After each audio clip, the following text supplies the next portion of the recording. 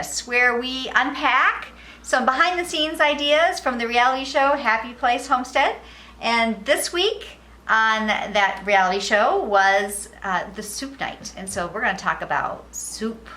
I love soup, and actually, so do people just like you. In fact, on our videos on the Happy Place Homestead page, that video, the soup video, chicken noodle soup video, is the most watched video that we put up.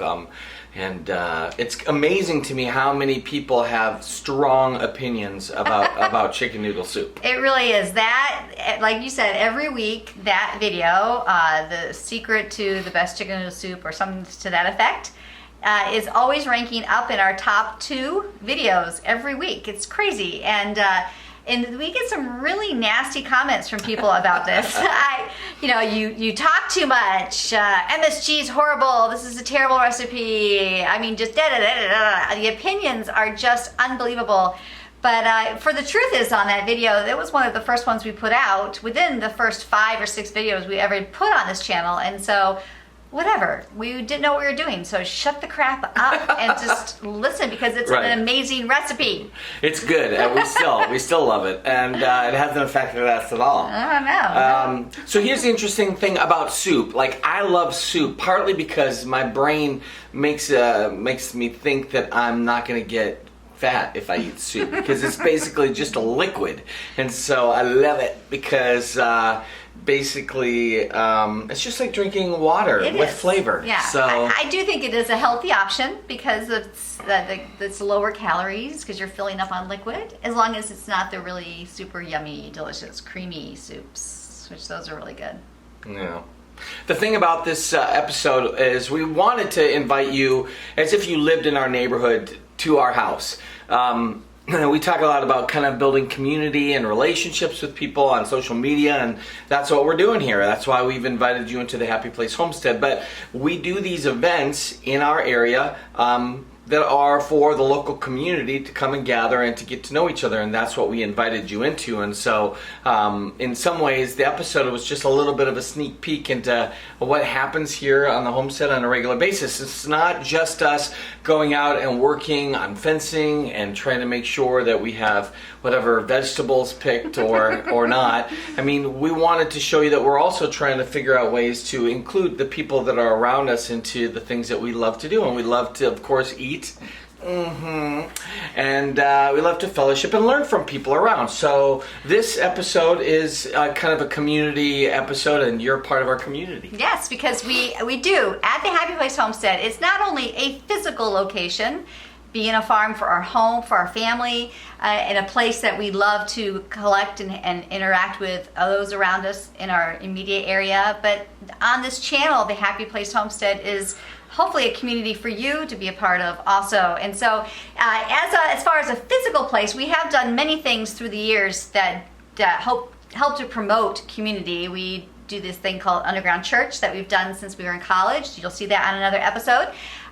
We've done a thing called The Bar, Building Authentic Relationships, where we invite couples, engaged married couples, and that's something we've done for many years at different areas around this Syracuse area.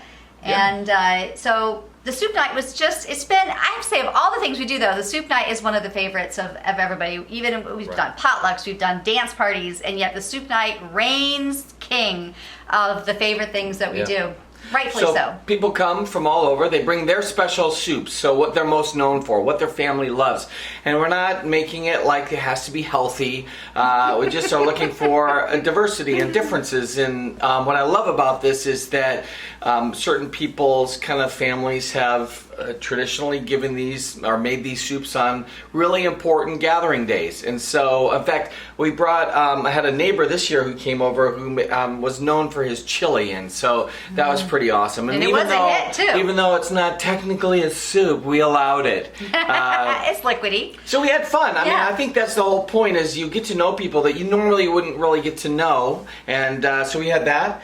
Well, this was we just had our 3rd annual soup night this last month, and each year we try to change it up. So the one that was filmed was the second one, and that year we added Jeremy for the music, which was a great addition. And then this year we changed it up by having Jeremy do a longer set on an actual stage Yep. with lights, and then we had Chris do about a 40-minute stand-up comedy set, which was really cool. So we had, even the way it was set up inside the house was very different than it has been in the past. And I'm sure next year I will change things up again. I probably push it a little earlier in the year, but I think that it's something that we continue to experiment with and grow, and it's been just, I guess, a great thing for us. It was funny this year too, because Linda literally built a stage, and I'm thinking, like, we're going to be all on a level playing field here. It's just a bunch of like folding chairs, and why do we need a stage? But boy, she did a great job, and it was awesome too. It was only like cinder block up, so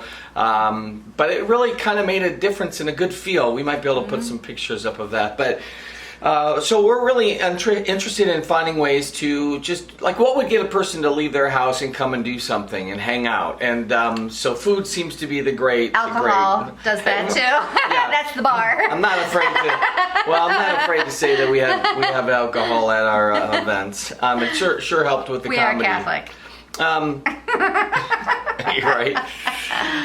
So the other thing that happened that night that was kind of cool is we did, Linda made the comment about testosterone, which is really kind of funny and not meant to be some sort of sexist statement for all of you hypersensitive people. The truth is that, you get a bunch of people together and they just gravitate towards what they like to do and what they feel comfortable. And I tell you, I did have a secret plan. If I fed these people enough and maybe gave them a little bit of drink, maybe they'll come out and help me fix my tractor, because this tractor has been a source of great frustration for me, because I have had it for years, but I've literally only driven it a couple times because it keeps breaking down. And this is going to shock you, but I'm not the most mechanically inclined person that you would ever meet. Like, I get how to write a song, and I get how to tell a story and make people laugh and talk about family and faith, but I don't get why when I turn the key or press the ignition switch, it doesn't start. I don't get that. No. But these guys, they did get that, and they have been doing it for a long time, and they're super in the know, so they came and made fun of me for quite a long time, and then fixed the tractor. That was a miracle. That's genuine, like, elation and shock for me that it happened. But the behind the scenes on this is that since that time last year at Soup Night, the tractor sat in the garage the rest of the winter and into the spring. And we do have some videos on the channel where we attempted to get it resurrected again, and you worked on it, and finally by the end of the summer you did have it going all by yourself. Though, I mean, that's impressive. Yeah, that tractor has been the bane of my existence. In some ways, I actually put gasoline in the area where the antifreeze goes. I didn't know that. So and don't make fun of me, but it happened. And then so we had to drain it out and then clean the whole area, and then of course we put gas in the right place. That was a bonus. Then I went, and the episode you saw was I had bought all these spark plug wires, and they were missing parts, and so that turned into this kind of hilarious fiasco. But I did this year. I was able to change a few things out and fixed a few things, and it was amazing. It was a great feeling. I felt like I can't believe I learned a few things, and it worked. We'll see if it works come spring, because it's now parked in our lean-to, and it's getting ready to endure the winter. So anyway, we are glad that you are tuning in, and would love for you to share the videos with your friends and family, and subscribe those maybe people that you know who would like it, help them subscribe to the page. And just want you to know that you are welcome here. And if for some weird reason you find yourself in central New York near our house, you can easily feel comfortable coming up, knocking on the door, and say, hey, we watch your show, we'd love to just visit. And we would probably leave you with our children and go on a date. So there's that. But we do appreciate your patience as we learn and figure out all of this, and as the channel hopefully starts to grow.